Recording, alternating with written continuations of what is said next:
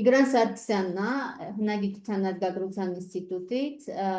որը ներկայացնելու է պրոֆեսորների գործը, բռնադատված գիտնականներ։ Հարգելի գործընկերներ, ողջունում եմ բոլորիդ եւ ուրախ եմ, որ հնարավորություն է ընձեռվել այս դաժողովի շրջանակներում ներկայացնել ԽՍՀՄ քաղաքական բռնությունների տարիներին իրականացված մի գործընթաց, որի հիմնական նպատակներից էր գիտության եւ ընդհանրապես մտավորակության վրա գաղափարական վերահսկողություն սահմանելը եւ դրանց համապատասխանեցնելը մարքսիստ շակերտավոր լենինիզմի գաղափարախոսությանը։ Այս գործընթացի հետևողական իրականացման հետևանքով աստիճանաբար տոտալ վերահսկողության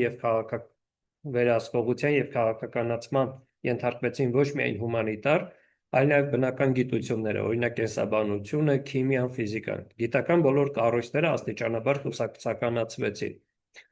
Վերոնշյալ գործընթացը սկսվել էր դեռևս 1920-ական թվականներին եւ հետևողական իրականացվել էր հետագա տասնամյակների ընթացքում։ Նպատակը նույնն էր, մեթոդները եւ գործիքակազմը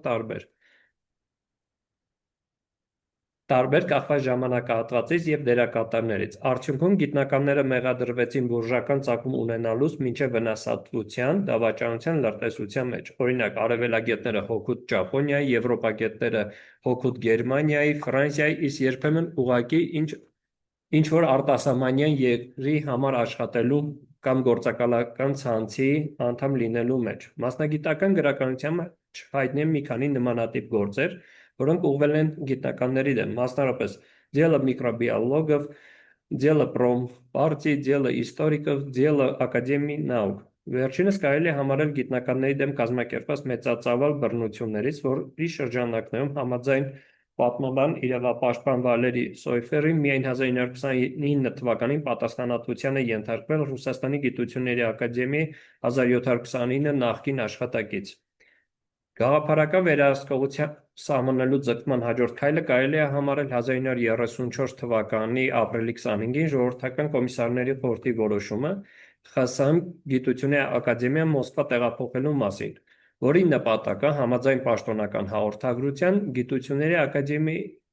ամբողջ գործունեությունը սոցիալիզմի կառուցման գիտական սպասարկմանը մոտեցնելն է։ Այս որոշմանը հաջորդեց ձերբակալությունների նոր ալիքը, ինչը էլ ավելի ուշ գնացավ նույն թվականի վերջում Կիրովի սպանությունից հետո։ Նշեմ, որ երբ որոշումը կայացվեց համաձայն արխիվային փաստաթղթերի, Կիրովը այցելել է Մոսկվա, փորձ է կատարել ազդել այդ որոշման վրա, նա դեմ էր այս որոշմանը, սակայն որևէ արդյունքի չի հասել։ Ընդհանուր առմամբ գործընթացը բնականաբար իր շարունակությունը ունեցավ հատկապես մեծ տերորի տարիներին։ Մեծ տերորի տարիների նախապատրաստական աշխատանքները համաձայն մասնագիտական գրականության եւ արխիվային փաստաթղթերի կարելի է համարել սկսվել է դեռևս 1934 թվականին, ինչի համար այս վարկածի համար հիմք է հանդիսանում հետևյալ փոփոխությունները, օրինակ, որ կատարվեցին ընդհանուր կառավարման համակարգում, դա ՆԿԺԿ կառուցվածքի փոփոխություններ, ուղիղ աշխատանքային կառույցները արդարադատության ժողկոմատից փոխանցվեց ՆԿԺԿ-ին, հաջորդիվ թույլատրվեց ԽՍՀՄ ՆԳԺԿ-ին կից ստեղծել խորհրդակցության մարմինը, որին իրավունք տրվեց մինչև 5 տարի ժամկետով հակախորհրդային եւ հասարակական վտանգավոր տարրերին դատապարտել ուղիղ աշխատանքային ճամբարի։ Ընդհանուր արդարադատական այս մարմինը ներից դուրս ինքը մարմին էր, որի կազմում մտնում էր մոտ 5 անդամ, ԽՍՀՄ ՆԳԺԿ կոմիսարի տեղակալը, այն վայրում, որտեղ տեղի ունեցավ հանցագործությունը, այդ վայրի ՆԳԺ կոմիսարը, միլիցիայի ղեկավարը եւ այսպես առաջին դեմքեր։ Եվ ընդհանուր գործընթացը սկսվեց բնականաբար 1937 թվականի հուլիսի 30-ին, երբ ԽՍՀՄ ներքին գործերի ժողովրդական կոմիսարի կողմից տրվեց նախկին կուլակների, հանցագործների եւ հակախորհրդային այլ էլեմենտների ռեպրեսիայի ենթարկելու գործողության մասին հույժ գաղտնի թիվ 00447 հրամանը, որում մանրամասն ներկայացնում էր այն խմբերը կամ անձանց շրջանակը, որոնք ենթակա էին ռեպրեսիայի։ Հատկապես այս նյութի շրջանակներում ինձ հետաքրքրեց 4 եւ 5-րդ կետերը, որոնք հետևյալն են։ 4 կետը վերաբերում էր հակախորհրդային կուսակցությունների անդամներին, որտեղ ի թիվս այլ կուսակցություններին նշվում էր Դաշնակցությունը, իսկ 5-րդ կետը վերաբերում էր այն անձանց, ովքեր լրտեսական գործունեությամբ էին զբաղվել, այսինքն թշնամի երկրներին տեղեկատվություն էին տրամադրել։ Այնտեղ այլ կետերով կար նաև ահաբեկչական գործողություններ նախապատրաստել իրականացնելը կամ նախկինում քաղաքական պատասխանատվության ենթարկված անձինք, ովքեր որ դատապարտվել են։ Այս հրամանը ամբողջությամբ վերաբերելի եւ պարտադիր է նաև համամիութենական բոլոր հանրապետությունների համար։ Եվ սկսվեց գործընթացը, տեղերում մտավարականությունը հայտնվեց պատշիճ մեքենայի տեսադաշտում եւ սկսվեց զանգվածային ձերբակալությունները։ Թույլ տվեք արդեն այս փոքր նախաբանից հետո արդեն վերադառնամ բուն նյութին, պրոֆեսորների գործին։ Ինքը, ինչպես գիտենք, Հայաստանի ազգային ակտիվում պահում է խորհրդային իշխանության տարիներին բռնադատվածների վերաբերյալ կարճված գործերի ֆոնդը 1191 ֆոնդն է դա, եւ այնտեղ պահվում է հայ գիտնականների բռնադատված հայ գիտնականների բազմաթիվ գործեր, որոնցից հատկապես իմ ուշադրությունն է գրավել իր ծավալով եւ ընդգծությամբ 65-85 քրեական գործը։ Ընդհանուր այս քրեական գործում ընդգրկված են 18 անձ, որից 15-ը հանդիսանում են անվանի պրոֆեսորներ, մոտ 10-ը, դոցենտ 1, դասախոս մանկավարժներ 2, ասիստենտներ 2։ Հարկ է նշել, որ 18 անձանցից 17-ը ունեցել է բարձրագույն կրթություն, իսկ 11-ն այն ստացել է արտերկրում, հիմնականում Գերմանիայում, Ֆրանսիայում, Հոլանդիայում, Շվեյցարիայում, Ռուսաստանում։ Քրեական գործի համաձայն վերօրինակ անձանցից շատերը ունեին նաև անձնվական ծագում, իսկ օրինակ Աշխարհբեկ Քալանթարյանի պարագայում գործին կցված է նաև նրա անձնվական ծագումը հավաստող փաստաթուղթը 1911 թվականի սեպտեմբերի 29-ին տրված։ Ձերբակալություններն իրականացվել են 1930 այս գործի շրջանակներում ձերբակալությունները իրականացվել են 1937 թվականի ապրիլ ամսից մինչև 1938 թվականի օգոստոսը, որի հետևանքով ձևավորվել է փոխկապակցված անձանց քրեական գործը մեղադրական։ Հիմնական մեղադրանքները, որոնք առաջադրվել են այս գործով անցնող գրեթե բոլոր անձանց հետևյալն է. անօրինական դաշնակցական կազմակերպության հետ առնչություն, հակախորհրդային գործունեություն եւ քարոզչություն, որևէ օտարերկրյա պետության համար լրտեսական գործունեության իրականացում, իդեպ շատ դեպքերում ուղղակի չի նշվում պետության անունը, ուղղակի գրվում է հենց այդպես, որևէ օտարերկրյա պետության համար լրտեսական գործունեություն, առանց իսկ որոշների դեպքում նույնիսկ երևակայությունը այնպիսի սահմանների հանձնում, որ նրանց ծածկանուններն են լրտեսական գրվում եւ ինչու եմ այսպես գնահատական տալիս երևակայություն, մի քիչ ավելի ուշ կներկայացնեմ, ահաբեկչության նախապատրաստում վնասարարություն։ Իդեպ այս քրեական գործի շրջանակներում պարագլուխ համարվում էր Աշխարհբեկ Քալանթարյանը, որը պետք է այս բոլոր կետերը իրեն վերաբերելի էր։ Եթե որոշների դեպքում լրտեսության մեջ մեղադրանքը վերաբերելի չէր, իր պարագայում վերաբերել էր։ Հարկ է նշել, որ մեղադրանքները ձևավորվել էին տարբեր ցուցմունքների հիման վրա, առանց որևէ իրեղեն ապացույցի, որի վերաբերյալ նույնիսկ նշված էր պաշտոնական մեղադրական եզրակացության մեջ, այսինքն մոտ 30 էջ մեղադրական եզրակացությունը գնում է, բոլորի մասին հատիկ-հատիկ այս իմ ասած կետերով բացատրությունը կա, բայց վերջում, երբ որ արդեն մեղադրական եզրակացության վերջում նշվում է, որ գործը ենթակա է ներկայացման դատախազությանը, դատարանին կամ այլ մարմնի վերադաս, հաջորդ կետը հետևյալն է. գործում որևէ իրեղեն ապացույց առկա չէ։ 39 թվականի մասին է խոսքը, առկա չէ, բայց ինքը ներկայացնում է, որ գերմանացի X-ի կողմից ինքը գործուղվել է, գործակալ է, ունի Y ծածկանունը, հետևյալ տեղեկատվությունն է, բայց իրեղեն ապացույց վերջում իրենք նշում են, որ առկա չէ։ Ավելին, նույնիսկ այդ վարկաբեկող ցուցումների կորզումից հետո չի իրականացրել որևէ առերեսում իրենց մեջ։ Գործի առանձնահատկություն այս հարցին մի քիչ ավելի ուշ կորզած նյութերի մեթոդաբանությանը եւ այլնին մի քիչ ավելի ուշ կանդրադառնամ։ Այս գործի առանձնահատկությունները կցանկանայի նշել մյուս գործերից դասական առումով, երբ որ այդ ժամանակ ստեղծում են։ Մեկ գործի շրջանակներում, ինչպես նշեցի, գիտական նման ներուժ ունեցող անձանց ընդգրկում, Գործընթացի դանդաղում, այսինքն 37 թվականից մինչև 38 թվականներ մեկ գործի շրջանակներում անընդհատ անձանց ձերբակալել եւ միայն 38 թվականին 8 անգամ միջնորդություն է ներկայացվել վերադաս մարմնին գործի քննությունը ավարտելու ժամկետները երկարաձգելու համար։ 8 անգամ սա այլ գործերում անկեղծ չէի նկատել, որովհետև անընդհատ փորձում էին որևէ իրենց գուցե կարծիքով ապացուցողական հիմք գտնեն եւ գործընթացը իբրև թե հանգուցալուծվել է 1939 թվականի սեպտեմբերին, երբ Անդրկովկասի զինվորական շրջանի ռազմական տրիբունալը դատապարտում է մինչև 12 տարի ազատազրկման տարբեր ժամանակահատվածով, բայց հաղորդագրություն է գնում ուղիչ բանդ, որտեղ պահվում էին, որ ի կատար չածել պատիժը, սպասել նոր հրահանգի։ Գիտենք, որ 38 թվականի արդեն վերջում որոշակի փոփոխություններ էր տեղի ունեցել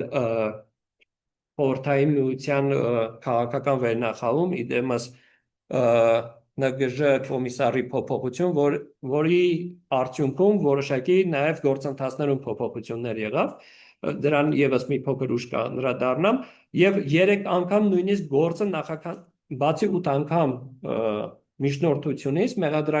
մեղադրյալների նախաքննական մարմնի ճնշման ներքո ընդունել էին իրենց մեղքը վերջնական, երբ որ ներկայացում էր, սակայն դատարանում հրաժարվում են պայմանավորված։ Դա կա, այսինքն իրենք այդ մեթոդներով, որ իրենցից կորձել էին խոստովանություն, դատարանում բոլորը հրաժարվում են իրենց տված ցուցմունքներից եւ 3 անգամ գործը հետ է վերադարձում ՆԳԺ-ին նորից լրացուցիչ հիմնավորման։ Եվ դրանցից մեկը 1930 վերջնական դատավճիռը 39 թվականին, երբ որ արդեն կայացվում է, հոկտեմբերի 1-ին բոլորը գրեթե նույն տեքստով բողոք են ներկայացնում ԽՍՀՄ գերագույն դատարան։ Ես հատուկ որոշել եմ մի քիչ ավելի ուշ խոսել, բայց կարծում եմ իր տեղն է սրա մասին։ Ուրեմն ԽՍՀՄ գերագույն դատարան ներկայացված բողոքներից, օրինակ, Արշակ Տոնոյանը ներկայացնում է, որ խոսքը վերաբերում է, նորից կրկնեմ, 1939 թվականի հոկտեմբերի 1 ներկայացնում է, որ 1938 թվականի ապրիլի 14-ից 19-ը հստակ օրերով ամենօրյա ռեժիմով հարձակումնել են իրեն Իլինը եւ ամենագազանային բռնություններն է կիրառել, որի արդյունքում ինքը գտնվել է ոչ կայուն վիճակում, տվել է համապատասխան ցուցմունքներ իր գործընկերների կամ իր հետ այդ պահին գտնվողների հանդեպ։ Նշելով կոնկրետ 5 լիարժեք օր ամբողջ օրը իրեն հարձակումնել են։ Մայիսի 20-ից 30-ը իրեն հարձակումնել է իսրայելյանը։ Այս ընթացքում նա բերել է արդեն պատրաստի ցուցմունքներ եւ նա ստիպել են, որ նա ստորագրի եւ վերջում նա տեղի է տվել եւ ստորագրել է։ Իսկ 1938 թվականի նոյեմբերի 21-ին 34 ժամ հարձակումվել է դեմքով դեպի պատը առանց շարժվելու իրավունքի։ Սա իրականացրել է Դավթյանը։ Իդեպ Դավթյանը, Իլինը եւ Իսրայելյանը արդեն իսկ ձերբակալվել էին ՆԳԺ մարմինների կողմից, իրենք եղել են Հայաստան ՆԳԺ քննիչներ եւ նրանց մեղադրում էին զեղծարարության, ցուցմունքներ կորզելու ոչ սոցիալիստական մեթոդների եւ այլնի մեջ, նույն ձևի, նույն ոճով, ամենայն մանրամասնությամբ, ժամերի ճշտությամբ, նույն ներկայացնում են բողոք նաև մյուսները։ Եվ այս բողոքների հիման վրա գործը նորից հետ է ուղարկվում վերանայման։ Գործը բաժանվում է արհեստական առումով երկու մասի, եւ այս երկու գործերը, որոնք մեկ տրամաբանություն ունեին, մեկ պարագլուխ ունեին ըստ մեղադրանքի, բաժանում են եւ նորից սկսում է քննությունը։ Այս քննությունը տևում է մինչև 41 թվականը եւ ասացի 3 անգամ վերադարձում է եւ 1941 թվականին գործը ուղարկվում է ԽՍՀՄ ՆԳԺ-ին հատուկ խորհրդակցությանը, որի որոշումով կամ վճռով, այսպես խմբի բոլոր անդամները հակախորհրդային կազմակերպության որպես անդամի առանց լրտեսության մեջ մեղադրվելու առանց ահաբեկչության, որովհետև այս բոլոր մեղադրանքները պահանջում էին հստակ ապացուցողական հիմք, իսկ հակախորհրդային կազմակերպության անդամ լինելը բավական էր մի քանի հոգու ցուցմունքը, որը եւ իրենք ունեին, դատապարտում են 5-ից 8 տարվա ազատազրկման ուղիղ աշխատանքային գաղութի եւ ձերբակալման օրը, այսինքն 37 կամ 38 թիվը համարվում էր արդեն նրանց ժամկետի սկիզբ եւ մեկ հոգի 18-ից մեկ հոգի Սահակ Թորոսյանը, որը 1918 թվականին եղել է Հայաստանի Առաջին Հանրապետության ներքին գործերի նախարարը, 20 թվականին եղել էր Պարլամենտում Դաշնակցության կուսակցության քարտուղարը, հետո նորից ՆԳ նախարարի տեղակալ, բանտում մահանում էր եւ ցուցմունքները հիմնականում իրենից էին կորզել եւ հետո երբ որ որոշում սկսեցին դատավճիռը, ասացին, որ միակ գլխավոր ցուցմունք տվողը ինքն է եղել, ինքն է մահացել եւ նորից որևէ ապացուցողական հենք չունի եւ դատապարտեցին 5-ից 8 տարի, բանտում մահացավ գիտնականներից մեկը, մնացյալ բոլորը վերադարձել են եւ շարունակել են աշխատել համալսարանում եւ գիտական գործունեություն են ծավալել, ճիշտ է, հետագայում ազնագրային ռեժիմի սկզբունքից ելնելով որոշներին թույլ չէին տալիս Երևանում գտնվել, բայց դա էլ իրենց հեղինակությամբ գիտական վաստակով կարողացել են Մոսկվա դիմել եւ ստանալ այդ թույլտվությունը, որպեսզի իրենց գործունեությունը շարունակեն Երևանում։ 1955 թվականին երկու տարբեր խմբեր, այսինքն գործը պայմանական, քանի որ բաժանված էր երկու մասի 39 թվականին, դիմում են Գերագույն դատարանի զինվորական կոլեգիային գործերը վերանայելու եւ պահանջը բավարարվում է, այսպես ինչպես Տիկին Խառատյանն է սիրում ասել, դա արդարացում չէր, ուղղակի որոշակի ռեաբիլիտացիոն գործընթացի սկիզբ էր եւ 1955 թվականին այս գործով անցնող գիտնականների գործերը վերանայվում են եւ կարճվում են հանցակազմի բացակայության հիմքով։ Շնորհակալություն, այստեղ բոլոր այն պրոֆեսորների նկարներն են, որոնք գործին կցված են, նրանց շատ հակիրճ կենսագրությունը եւ գործունեությունը։ Իգրան որևէ մեկը մեղք ստորագրել է իր վրա վերցնում։ Որ փուլում 38-ին ստորագրել են, 39-ին հրաժարվել են։ Իրենց գործերում, երբ որ ներկայացնում են, տալիս են ընդունել է, հրաժարվել է, ընդունել է, հրաժարվել է։ Բացի Սահակ Թորոսյանից մնացածի մոտ կա ընդունել է, հրաժարվել է, իր պարագայում, քանի որ տալիս էին որպես դաշնակցականի եւ այլն, կարծում եմ հրաժարվել է, առավել եւս ինքը 37-ին ազատվել էր, 37-ին նորից ձերբակալվում է, այսինքն մի քանի ամիս առաջ էր այսքանը։ Շնորհակալություն։